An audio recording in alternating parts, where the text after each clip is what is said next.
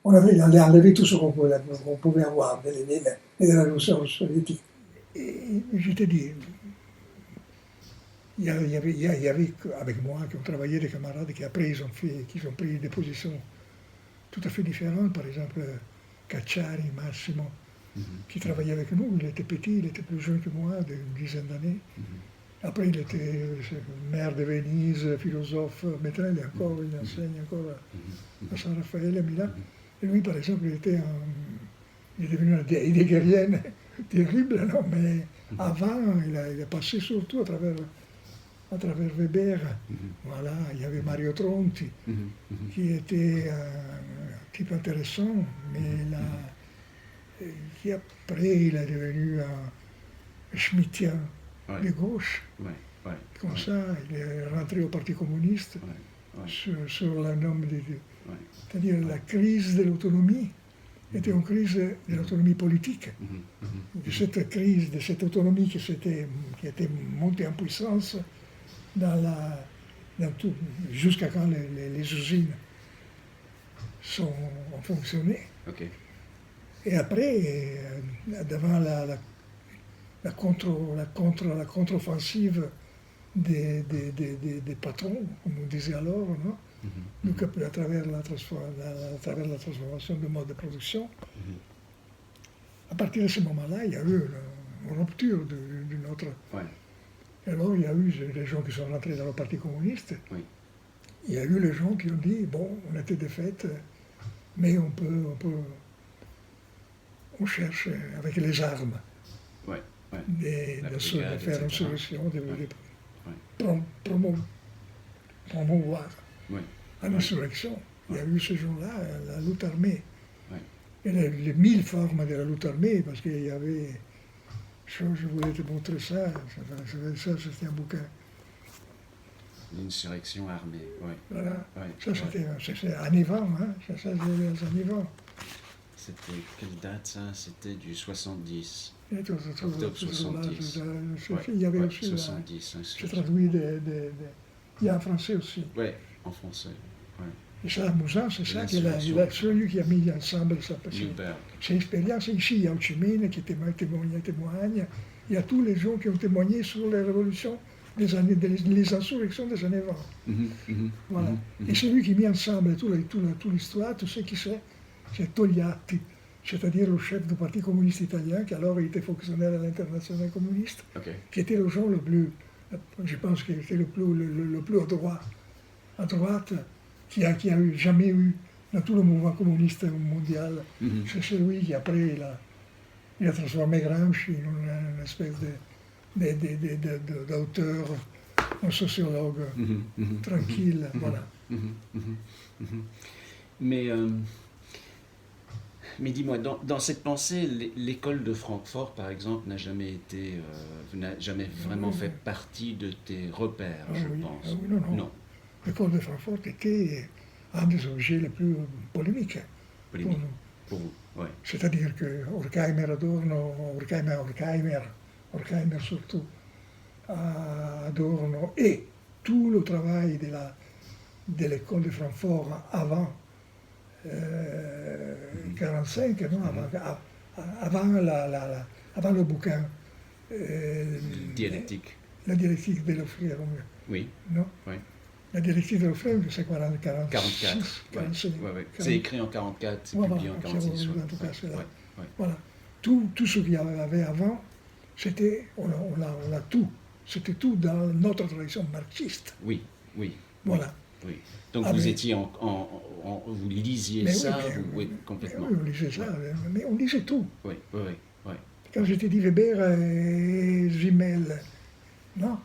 Mais je pourrais te dire aussi Dilthey et je ne sais pas.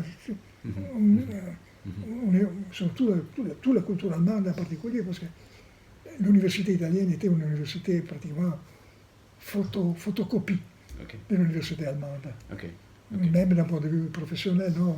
La privata docente, no? Cioè libera docenza, c'aveva tous les passages, les mêmes passages qu'il y avait en Allemagne, plus ou moins, même le rapport avec les profs était un rapport dans lequel le prof était vraiment le patron, le barone, on l'appelait en italien, voilà. Comme ça. Il y avait vraiment toute une série de choses. Moi, je l'avais vécu plus ou moins parce que j'étais étudié en Allemagne, comme ça. Donc, j'ai commencé à être en France. Moi, j'ai eu la chance de connaître, d'avoir des rencontres avec parce qu'on avait un petit cercle de discussions politiques dans les années 50, fin des années 50, dans l'université. Et alors on avait invité Goldman, Lucien Goldman, et comme ça, donc c'était un marxisme tout à fait très étrange, non? C'est celui Lucien Goldman, était comme ça, mais il était vraiment un type bien, qui m'avait invité, lui aussi m'avait invité à un Royaumont, où j'avais connu une ville qui était un grand trotskiste français, et tout ça, surtout des gens qui après lesquels j'ai repris contact, tout ça. Et bon, et donc, avec Francfort, on avait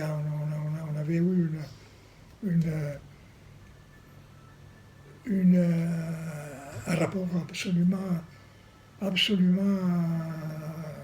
continu, sauf... Après. Et oui, c'est la version spenglérienne, je l'appelle, non? De l'école de Francfort. Après 1944. Et ça, après de Francfort, je ne sais pas, en 2 jours de Francfort, il y a... Dans les générations qui suivent, la génération après, qui est contemporaine à Habermas, et il y a eu... Axel Honneth après, mais à l'époque Marcuse, il y avait Marcuse. Marcuse était une expérience comme ça, on était tous amusés, non?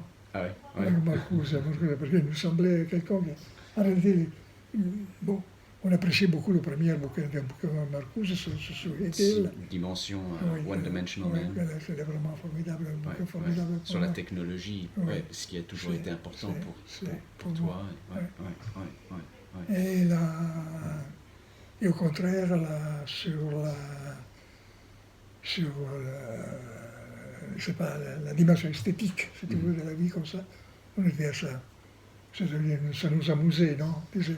Bon, il sert, non? Pour amener certains bourgeois vers nous.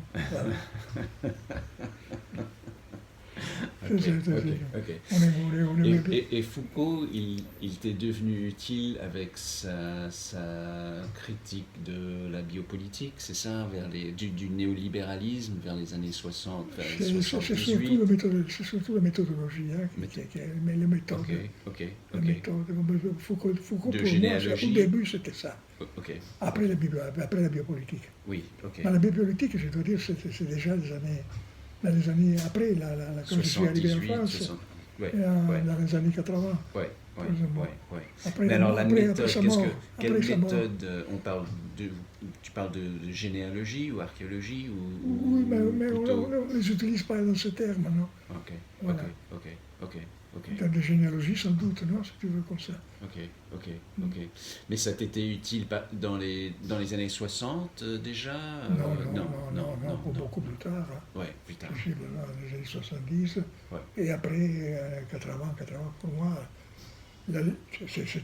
c'est-à-dire, bon, c'est évident que la lecture après des textes où tu allais au cours, ou autrement tu devais attendre que les cours apparaissent, donc c'est pas possible, mais elle est morte en 84, non? 84. 84, c'était la première année que j'étais ici, après la prison. Parce que quand je suis sorti de prison, je suis sorti en tant que député de la République italienne, parce que j'étais élu député, ils m'ont donné la liberté, l'immunité. Donc je suis venu en France tout de suite. Et là, j'ai écrit même un article, et c'était le matron qui m'a fait écrire, j'ai écrit un nécrologe. Un quoi? Un nécrologe de Foucault. Sur un journal qui s'appelait, qui n'est plus là, ok. Pour essayer d'introduire sa pensée en Italie. Oui. Ouais, ok. Ça, mais j'avais fait déjà 2 articles très importants en Italie. Tu le trouves dans le grand bouquin de la Lerne. De Lerne, ok. Il y a, quand j'ai lu Foucault et tout ça, Ok, il y a toutes les choses relatives à ma lecture de Foucault dans les années 70 et la reprise après. Voilà. Et là, mais pour revenir à nous, à notre discours, c'était une révision, si tu veux, c'était une révision du marxisme, non? Ta lecture de Foucault. La lecture de Foucault est arrivée après. Oui. Après Spinoza, après le 84. Non? Avant, c'était notre intérêt, c'était pour la méthode. Oui. La méthode, c'était surtout conception du pouvoir, ouverture à la résistance, point de vue par le bas. Oui. Ouverture de tous les champs. Le féminisme, dans lesquels on pouvait trouver, c'est-à-dire la multiplicité des lieux, la pluralité. Il faut penser qu'après, il y a à nous aider dans cette progression de lecture, non? Il y a Deleuze et Guattari et Félix. Oui, bien sûr. Mais par exemple, le féminisme, le matérialisme féministe naît dans mon institut à Padoue. Maria Rosa Dalla Costa, c'est celle qui a vraiment organisé tout le premier travail, était mon assistante. Était justement sur cette tranche, dans ces cas, tu prends, essaye de prendre justement un marxisme développé par l'école de Francfort. Donc, ce n'était pas l'école de Francfort, pour nous c'était une lecture de Marx poussée jusqu'au fond. Non? Voilà. Donc la société était devenue une fabrique, une usine. Dans cette usine, il y avait des résistances. Ces résistances étaient au niveau du développement du capital.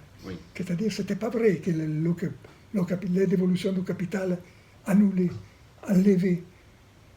le rapport fondamental. C'était le capital qui se développait contre les résistances, contre les formes de résistance. Sur les résistances, au-delà des résistances. Au-delà des résistances. Non, la résistance, il y a toujours.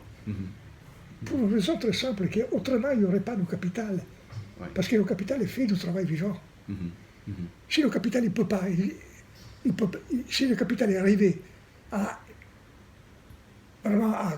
dévorer, à comprendre toute la société, ok. Mais s'il vit encore, il a besoin de travail vivant. S'il veut exploiter, et il continue à exploiter, il a besoin d'exploiter quelque chose qui est quelque chose de résistant. C'est ça qui nous lie à Foucault. Cette idée d'une force, d'un travail vivant, qui après se devient, dans la nouvelle formulation qu'on a justement en lisant les Grundrisse, avec un nouveau approfondissement de Marx, qui devient savoir. Le savoir dans l'industrie, mais c'est le savoir vivant, le savoir résistant. D'où l'illusion, par exemple, qu'on a eue, que la transformation informatique, non, et la digitalisation et tout ça, pouvait déterminer un niveau de résistance plus haut que le niveau ouvrier. Parce que la coopération à ce niveau-là, l'autonomie qui existe, qui devait exister, voilà, est quelque chose sur laquelle on peut construire quelque chose de nouveau. Et moi, je suis encore là. Moi, je pense encore comme ça. C'est dans le livre Assembly, par exemple. Il y a beaucoup de cette discussion sur la manière dont la numérisation, le numérique peut créer des moyens de résistance, je crois. Et moi, je crois que justement, Spinoza, c'est important pour ça. Comment Et aussi, je me rappelle quand la critique du livre de la société d'exposition, c'était que c'était trop une étude de la domination numérique ou quelque chose. Hein.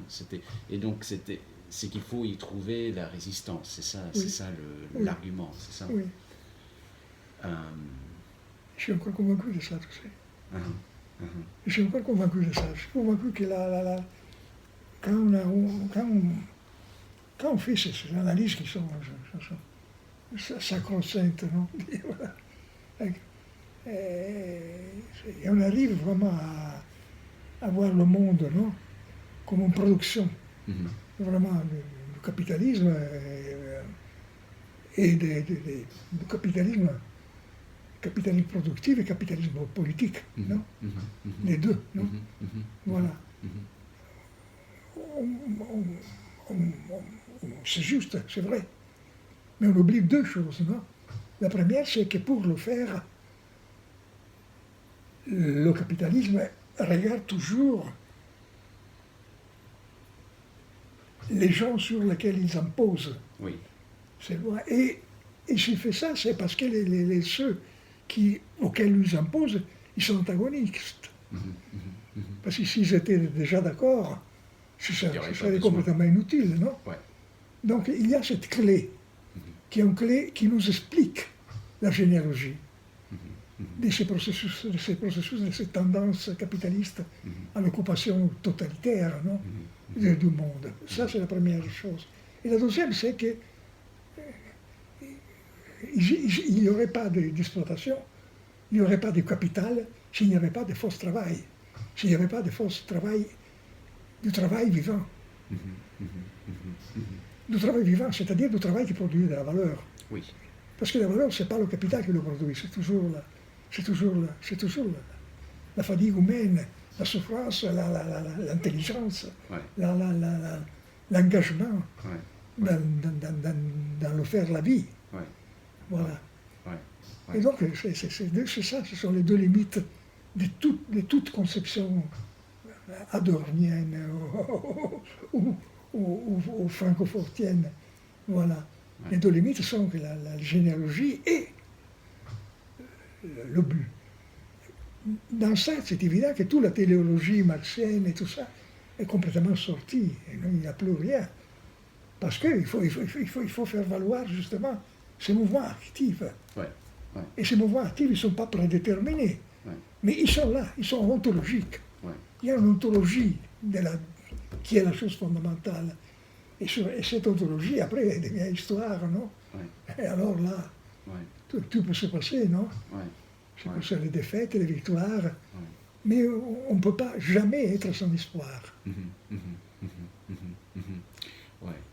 Et il faut cette dialectique pour comprendre tout le temps l'interaction entre les formes de répression et les formes de résistance. Qui sont aussi dynamiques, productives et aussi finales, si tu veux. Voilà, qui ouvrent à une autre époque, à autre épistème. Voilà. Et c'est évident que le passage, c'est vraiment le passage entre Fordisme et post-Fordisme. C'est pas seulement mécanique, hein, ce sont des épistèmes, non? Mais ce ne sont même pas des épistèmes, ce sont des ontologies, des technologies. Et là, l'autre problème énorme, sur lequel j'ai travaillé beaucoup dernièrement, c'est le rapport entre ces technologies ne sont pas méchantes. Elles sont constructives, elles sont productives aussi mais là aussi, il y a les technologies qui peuvent tout détruire, les technologies qui construisent. Et tout ça, il faut le jouer avec toute la question écologique, non? Il est lié à ça, à cette possibilité d'être dans la technique. La technique en tant que quelque chose qui produit, quelque chose qui peut, non, te tuer. Mais ce qui est surprenant, c'est la manière dont la sécurité semble toujours être insérée naturellement dans ces formes de technologie. Oui. Il faut y être dedans. Cette surveillance qui est immédiatement Oui. dans cette technologie Oui. qui permet de plus en plus de... Et pas tout seul, hein, en coopération. Oui. Parce que désormais, il n'y a plus rien qui passe tous pour des individus. Oui. Ouais. On est des ensembles, Oui. Ouais. des ensembles plus ou moins multidisciplinaires. Ouais. Et ça aussi, c'est Spinoza. Ça aussi, c'est Spinoza. Ouais. Alors, ok, alors dis-moi, parce que Ça aussi, c'est Spinoza. le rôle de Spinoza qui arrive à peu près en 79, qui revient dans ta pensée en 79 quand tu es en prison. Oui. Donc c'est sur Spinoza que tu te concentres vraiment à cette époque-là. Oui, parce que je me concentre parce que je dis, bon, ici, il n'y a plus rien à faire pendant une certaine période. Parce que tu es en prison. Je suis en prison, et je sais que je suis un symbole. Ils m'ont mis dedans, non? Ouais. Ils ne voulaient pas me tirer dehors, ils m'ont accusé des choses tellement absurdes que pour les enlever, il fallait, je ne sais pas, il fallait que le bon Dieu descende en terre. Ouais. Moi, je dis tout de suite, d'ici, je sortirai seulement d'un point de vue politique. C'est impossible de me faire sortir d'un point de vue juridique. Parce qu'avec les accusations qu'ils m'ont fait, la magistrature, c'était une institution, c'était impossible. Ouais, bien sûr. Me mettre sur les journaux pendant des mois et des mois, non? Ouais. Avec un rouge, avec le visage comme ça, non? Ouais. Et après, me mettre dehors en disant non, c'était une erreur. Ouais. Mais est-ce que le tournant vers Spinoza, donc, c'était une manière de te... De me consoler. Non, pas seulement de ne pas te consoler, mais de te rendre plus convenable. Non. Parce que personne ne savait que j'étais de Spinoza. Okay. Sinon des amis plus chers. Okay. Ceux qui m'envoyaient, parce qu'il fallait certaines fois, j'ai eu certaines fois avec lesquelles je pouvais avoir dans ma cellule 3 bouquins maximum. Seulement 3 bouquins. Donc, okay. Il y avait une censure sur les livres qui pouvaient rentrer? Oui. Parce que j'ai fait 4 ans et demi alors de prison. D'abord, oui. C'était quartier d'autre sécurité. Et donc... C'était un confinement isolé. Plus ou moins la moitié. Confinement isolé, l'équivalent de confinement isolé. Le confinement isolé, c'était sûrement le premier 6 mois. Okay. Et après, j'ai commencé à avoir, j'ai eu 1 an et demi en prison à haute sécurité. Okay. Après, on a fait une révolte. C'était une révolte désastreuse. On est sorti vivant, je ne sais pas comment, mais on est sorti là. Alors, ils nous ont déplacés, ils ont divisé entre Brigade Rouge et nous. Parce qu'on était ensemble avant. Ils avaient mis tous ensemble. Moi, j'étais le chef, donc il fallait me mettre ensemble avec les Brigades Rouges. Alors là, il y a eu j'ai eu la chance d'être avec un certain nombre de mes camarades, parce qu'autrement, avec les Brigades Rouges, la chose n'était pas bien. La confrontation n'était pas très démocratique. On peut dire. J'ai risqué la vie, donc. C'était quand que la Brigade Rouge a dit que non, tu ne faisais pas partie de la Brigade Rouge? C'était quelle année? Moi? À peu près. Ouais. Depuis toujours. Non, je sais, mais il y a quelqu'un qui l'avait dit. J'étais tout de suite en septembre, en décembre 79. Déjà 79, dès le début déjà. Donc. Oui, c'était un traître. Oui. Il s'est tourné... Il s'est tourné des Brigades Rouges, non? Il a dit, mais qu'est-ce que vous faites avec Négri? Il n'a rien à faire avec ça. Voilà. Et c'était un type très important dans la Brigade Rouge, celui qui avait donné quelque chose. Et donc alors, c'est ouverte cette évidemment la discussion politique qu'on avait dehors de la prison, qui était une position politique assez dans laquelle on disait, il ne faut pas faire comme ça, non? Vous allez détruire le mouvement dans cette forme, avec cette exaspération militaire de l'action. Et on discutait avec eux avant, sur ça. Tout le monde savait qu'elle n'était pas d'accord avec eux. Et donc en prison, la discussion s'est ouverte. Sauf qu'en prison. Mais tu étais limité à ce que tu pouvais lire en prison. Donc, je veux dire, tu ne pouvais pas lire du Lénine, j'imagine. Tu ne pouvais pas lire Lénine en prison. Il ne t'aurait pas donné de livre. Si, il te donnait tout. Il te donnait tout? Si. En prison, il te donnait tout, sauf. Sauf quoi? En quantité limitée. En quantité limitée. Ok. C'était pas, le fait d'éviter, c'était pas parce que pour ne pas te faire lire des choses, c'était parce que pour question de sûreté. Parce que j'étais convaincu que dans les bouquins, on pouvait faire sortir des choses, des lettres, des trucs comme ça. Des choses comme ça. Chaque fois. Comme les lettres de Gramsci, par exemple. Oui, je faisais là, il y avait des tampons partout. T'arrivais à écrire pourtant. Si. Mais tu gardais. C'était seulement pendant la révolte à Trani qu'ils m'ont tout détruit. Ils m'ont détruit tous les écrits, tout ça, que j'avais entendu avec moi. Mais. C'était là et c'était. Mais pouvoir écrire et pouvoir éventuellement publier ce que tu avais écrit en partie. Et j'ai publié Spinoza, par exemple. J'ai écrit Spinoza avec une ils m'ont laissé la machine Olivetti, la petite Olivetti. Et j'ai travaillé sur Olivetti et après, il y avait ma femme d'abord, non, qui venait pratiquement chaque semaine me voir. Et prenait tes papiers. Et prenait les papiers chaque fois et tout ça. Et moi, le bouquin, je fais. Est-ce qu'il lisait, tu crois, quand les écrits sortaient, est-ce qu'il lisait pour voir ce que tu étais en train de faire? J'ai passé. Donc si tu écrivais quelque chose de révolutionnaire, ils n'auraient pas fait passer. C'était du Spinoza. Là, on passait à travers, on passait à travers la bouche avec quand il y avait le contact physique. Parce que 40% on n'avait pas le contact physique avec les. On faisait des petites choses, on a fait toutes les choses qui font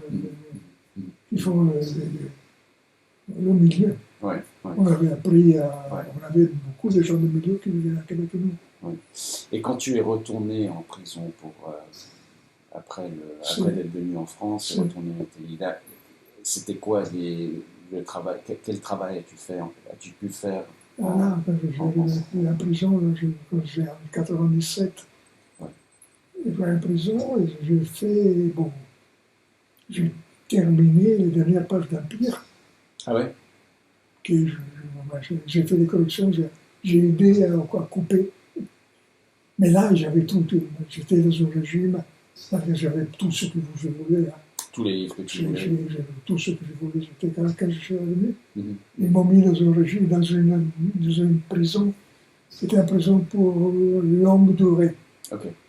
Donc il y avait pratiquement tous des gens, c'était à Rome, de longue durée. Et en plus, il y avait une partie, et là c'était terrible, une partie des malades mentaux, des malades, des fous.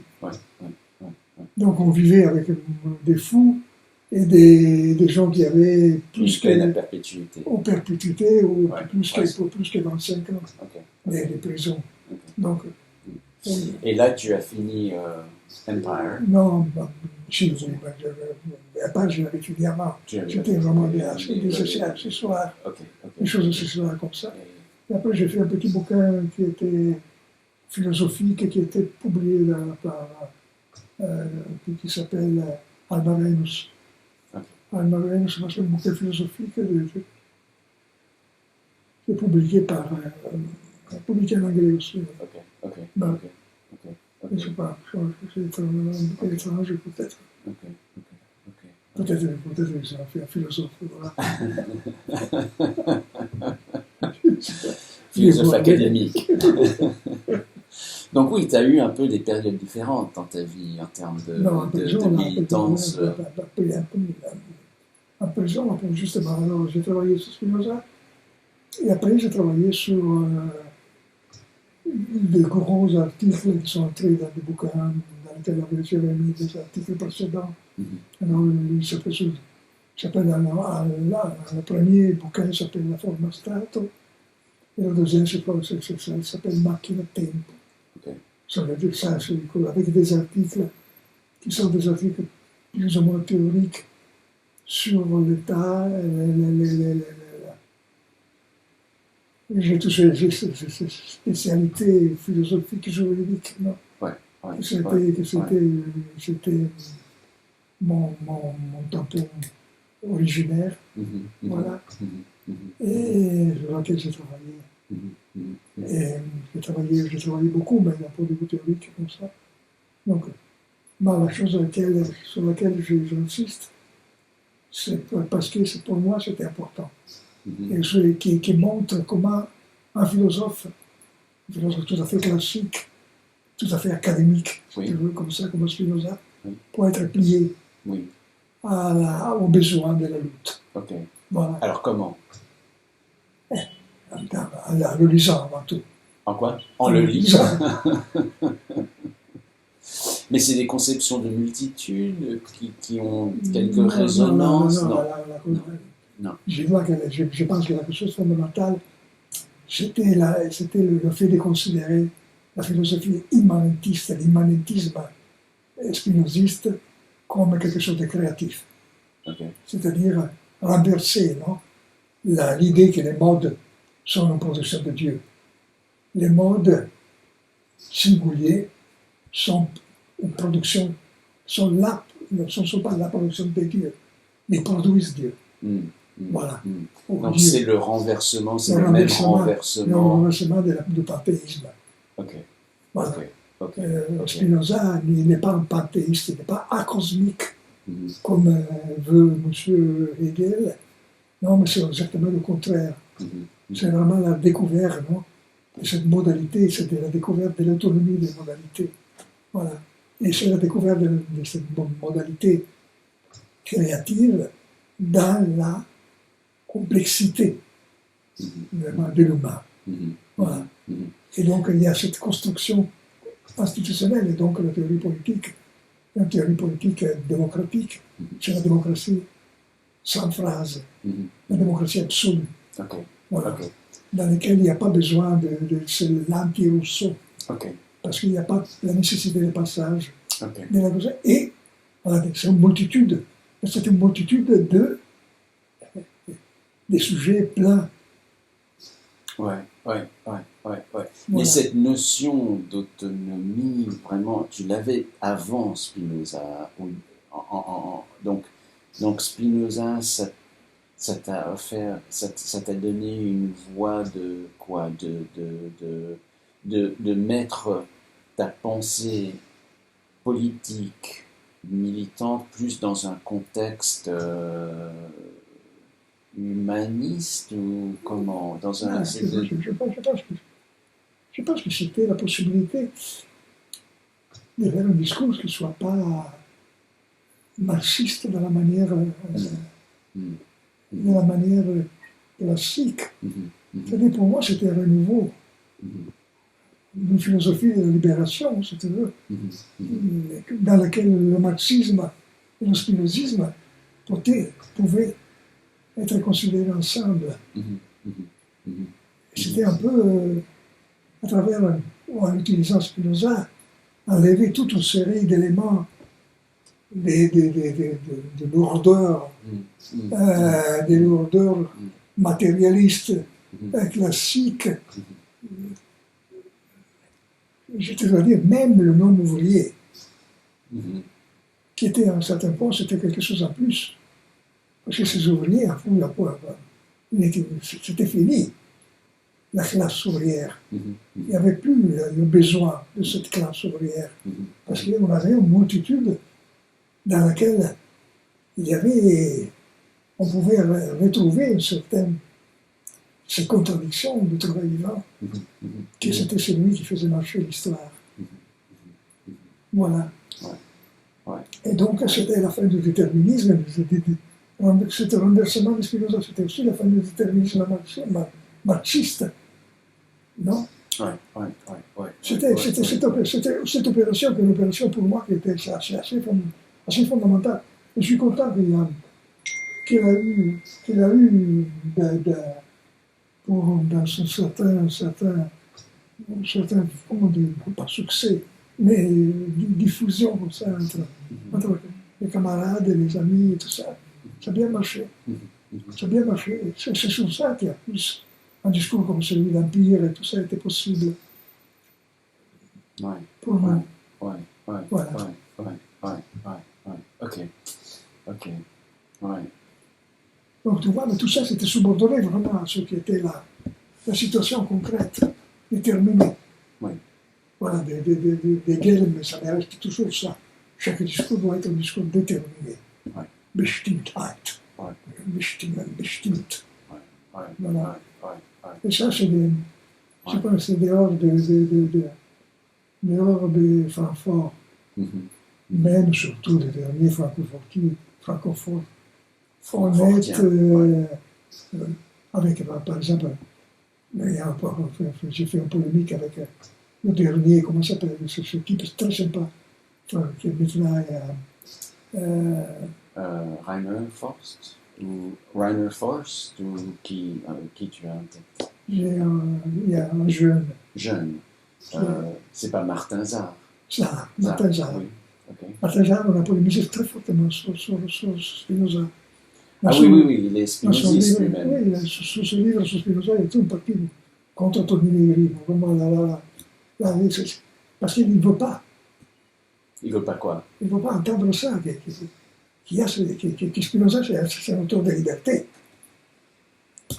Que Spinoza peut être utilisé pour la pensée pour lui, c'est militante. Oui, pour lui, c'est toujours comme tous ces chers, ces types duquel je suis ami cette fois, francophoniens, enfin de Francfort, ils sont tous des gens qui se sont trouvés dans la merde dans laquelle il a laissé Adorno et ses copains, non?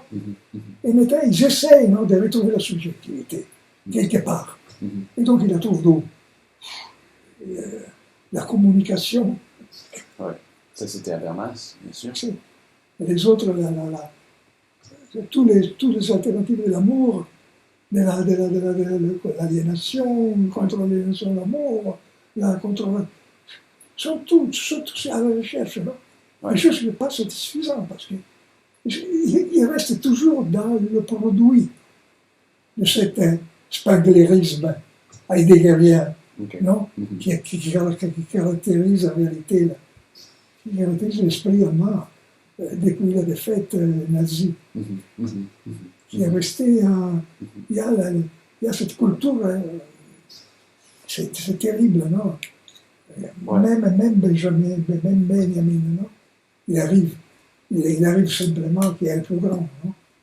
Là-dedans, il est vraiment le grand, ce qui a tout compris en réalité.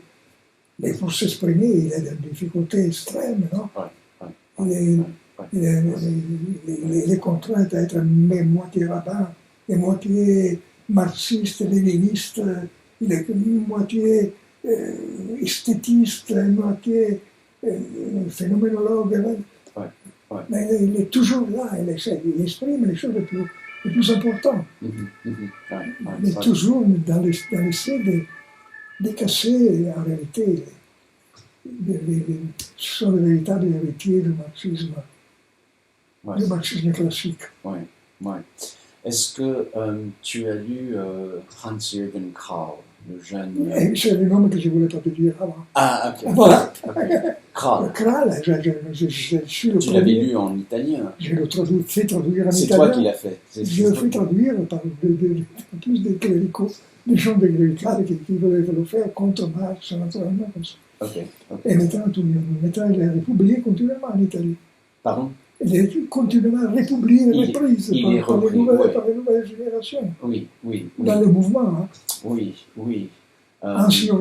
Mais ça, c'est intéressant. Ça, c'est un phénomène intéressant. Ça, c'était la possibilité à l'intérieur de l'école de Francfort de choisir la ligne ouvriériste, la ligne ouvriériste pour ainsi dire. Cette ligne qui ouvrait. Anti-autoritaire. Anti-autoritaire, jusqu'au fond. Et surtout, productive, éthique, d'un point de vue éthique. Radical, ontologique. Oui, mais est-ce qu'on ne pourrait pas dire dans ce cas-là précisément, par exemple, qu'il y avait chez Krahl une manière de penser différente parce qu'il était militant, qui est une manière de penser différente que, par exemple, Adorno à l'époque. C'est évident qu'Adorno manque. Tu sais, j'étais juste en train de lire Krahl sur l'invasion de la Tchécoslovaquie. Tu sais, il est presque inconnu. il est complètement inconnu en anglais. Il est en train de se faire traduire en français. J'ai une étudiante qui participe à une collective. Et puis c'est remarquable. Et c'est toi qui l'avais fait introduire. Oui, mais j'étais toujours en Italie, on a à partir des années 60. C'était diffusé. Maintenant, il y a mes camarades, mes amis qui l'ont republié à nouveau. En Italie, c'est vraiment c'est un texte de mouvement.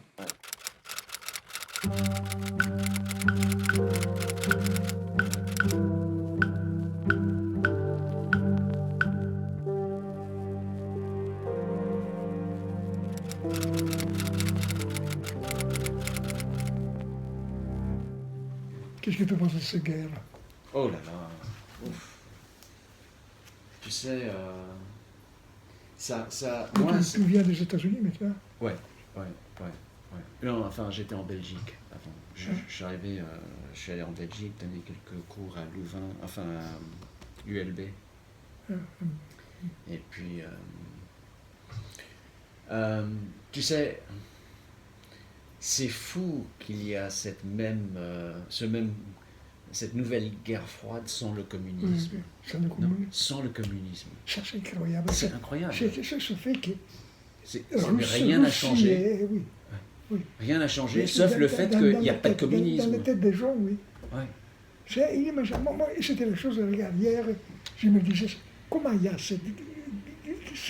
C'est comme les glaciers qui descendent. Ouais. Et maintenant, le communisme et la Russie sont là, ensemble. Il y a les gens qui ne distinguent pas entre les deux choses. Oui. C'est dingue. Ce que ça montre aussi, c'est que je crois que vraiment l'idéologie, c'était le cache-cache de deux régimes de pouvoir, deux régimes d'influence. C'était jamais vraiment le capitalisme contre le communisme avec l'Union soviétique. C'était toujours du pouvoir, puis voilà, c'est tout. Hein? Pouvoir, les espaces continentaux. Oui, l'espace continental. Et on va voir qu'est-ce que fait la Chine maintenant. Ouais.